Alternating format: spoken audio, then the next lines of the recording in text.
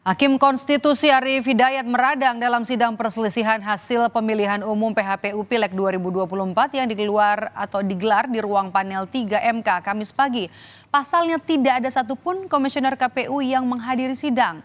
Saat diminta tanggapan dari pemohon gugatan hasil Pileg DPRD Provinsi Sumatera Selatan dari Partai Amanat Nasional, perwakilan termohon menyebut dua komisioner KPU yakni Yulianto Sudrajat dan Idam Holik tidak dapat hadir dalam sidang. Keduanya beralasan sedang menjalankan kegiatan lain untuk persiapan pemilihan kepala daerah. Mendengar alasan itu, Hakim Arief menilai KPU sebagai pihak termohon tidak menganggap mahkamah tidak penting dan tidak serius mengikuti proses sidang PHPU Pileg bahkan sejak sengketa Pilpres. Mana KPU orangnya? Kuasa hukumnya? Gimana ini KPU? Prinsipal KPU pusat atau KPU mana ini? Organ Komering? Izin majelis. Atau Lahat? Ada enggak? Ini apa ini? Saya dari Sekretariat KPRI menyampaikan bahwa pimpinan sedang ada agenda di kantor. Loh nggak bisa, ini penting di sini. Gimana ini responnya? Ini KPU kok nggak serius gini gimana sih? Tolong disampaikan KPU harus serius itu. Baik. Jadi sejak Pilpres kemarin KPU nggak serius itu menanggapi persoalan-persoalan ini. Ya? Ingin merespons. Ini bentar, itu harus disampaikan itu ada komisioner itu. Baik, pimpinan majelis. Ya? Komisionernya ada berapa? Yang hadir di panel 3 itu ada Pak Yulianto Sudrajat sama Pak. Mestinya harus hadir itu. Kan sudah dibagi di panel 1, panel 2 dan panel 3 kan? Betul majelis. Kenapa belum hadir itu? Pak infonya dari teman-teman sekretariat bahwa Pak Idam sedang ada agenda untuk acara teknis persiapan pilkada. Untuk Pak Yulianto Sudrajat sedang menerima teman-teman provinsi untuk konsultasi terkait pilkada. Berarti di mahkamah dianggap tidak penting ini? Jurnalis Kompas TV Valentina Sitorus sudah bersiap langsung dari Gedung Mahkamah Konstitusi Jakarta yang memantau jalannya sidang PHPU Pileg 2024. Valen, selamat sore. Kalau kita lihat sepertinya ini penyelenggara pemilu tidak serius ya karena tidak datang. Kalau kemarin sempat anggota Bawaslu tidak hadir dalam sidang kali ini dua komisioner KPU. Nah, melihat hal ini apa nanti langkah yang akan diambil oleh Hakim Konstitusi? Iya, Medom dan juga saudara, kalau melihat daripada persidangan yang dilakukan di sesi siang yang tadi dari 3 panel itu dimulai pada pukul 13.00 waktu Indonesia Barat, utamanya di panel 3 itu memang Hakim Arief Hidayat kembali mengingatkan. Karena kalau misalnya tadi di sesi 1 tidak ada pihak KPU yang datang, di sesi yang kedua di siang hari ini pihak KPU setidaknya yang datang di panel 3 ini diwakilkan oleh Idam Holik begitu.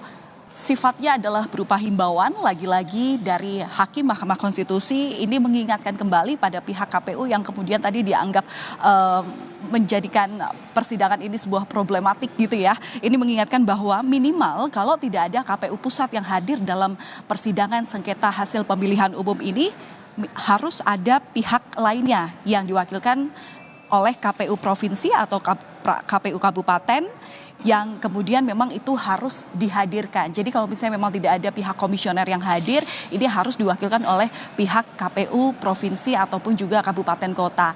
Nah, ini kemudian yang harus utamanya diingat oleh pihak-pihak terkait dalam hal ini adalah KPU. Karena kita ingat, Medop dan juga saudara, kalau dari KPU Republik Indonesia sendiri bersama dengan Ketua KPU itu jumlah komisionernya berarti total ada sedikitnya 7 orang.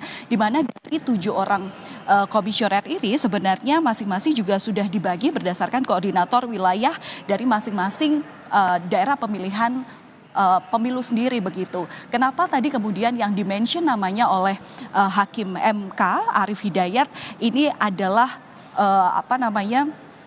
Idam Holik?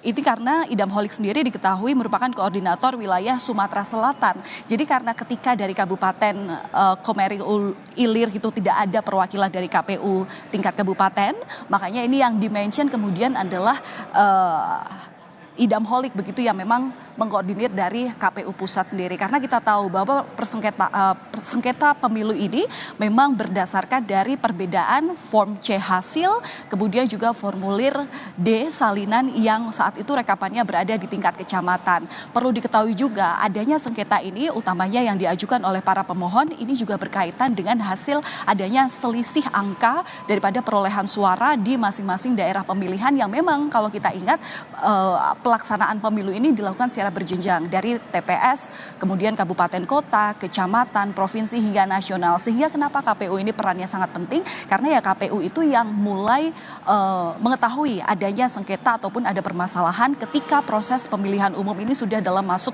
tahap penghitungan suara. Nah, kemudian tadi juga diingatkan lagi bahwa kepada KPU ini kalau misalnya tidak hadir, ini pasti juga akan menjadikan sebuah permasalahan karena mereka tidak bisa merespon daripada gugatan yang diajukan oleh pihak-pihak pemohon. Dalam hal ini adalah pihak yang merasa ada perselisihan hasil angka di situ. Nah, kemudian kalau misalnya melihat apa sebenarnya sanksi, apakah ini merugikan ataupun menguntungkan dari pihak yang kemudian maju di dalam sidang ini, memang tadi juga diingatkan oleh Hakim Mahkamah Konstitusi sendiri. Kalau kita ingat pada tanggal 29 April lalu, ini justru ada ketidakhadiran dari pihak tergugat yang mana, pihak penggugat begitu, pihak pemohon. Jadi saat itu ada setidaknya 2 calon anggota legislatif yang jadi pemohon dalam sengketa pemilihan legislatif ini tidak hadir.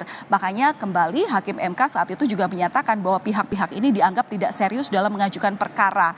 Nah, sehingga ini justru menguntungkan pihak termohon karena tidak perlu merespon. Dan sanksinya apabila saat ini masih dalam agenda pemeriksaan pendahuluan dari gugatan para pemohon, saat itu di tanggal 29 April 2024 penyampaian permohonan dianggap selesai. Saat itu juga Hakim ini kemudian menyebutkan agenda selanjutnya adalah mendengarkan dari keterangan pihak-pihak termohon, dalam hal ini KPU, kemudian juga pihak terkait, dalam hal ini adalah Bawaslu dan juga pihak-pihak legislatif yang berkaitan dengan hasil gugatan yang saat itu diajukan. Sehingga memang ini juga menjadi imbauan bersama Medop dan juga saudara, apabila memang dari pihak-pihak terkait, pihak pemohon, pihak termohon ini tidak hadir dalam persidangan, tentu ini tidak bisa menguatkan dari gugatan-gugatan apa saja yang kemudian diajukan, kemudian juga tidak bisa menyampaikan permohonan secara lugas apa sebenarnya yang mereka minta atas keputusan MK daripada sengketa PHPU Pileg sendiri. Kemudian kalau misalnya melihat daripada aturan prinsip demokrasi berdasarkan pasal 22 Undang-Undang 45 tentang pemilu, setidaknya ini ada asas pemilu itu yang harus berjurdir, langsung umum, bebas, jujur, rahasia dan adil. Di mana dalam proses sengketa, dalam proses pemilu sendiri, setidaknya stakeholder yang terlibat harus menyelenggarakan tahapan sebaik-baiknya karena penjelasan sengketa menyangkut dengan konstitusional warga yang selaku pihak pemilih daripada hak konstitusional para calon anggota legislatif ini harus diselesaikan dengan proses sebaik-baiknya. Medop. Kita tunggu nanti memang ada benarkah keseriusan dari penyelenggara pemilu Bawaslu dan juga KPU dalam sidang sengketa hasil pemilu legislatif. Terima kasih jurnalis Kompas TV Valentina Sitorus dari Gedung Mahkamah.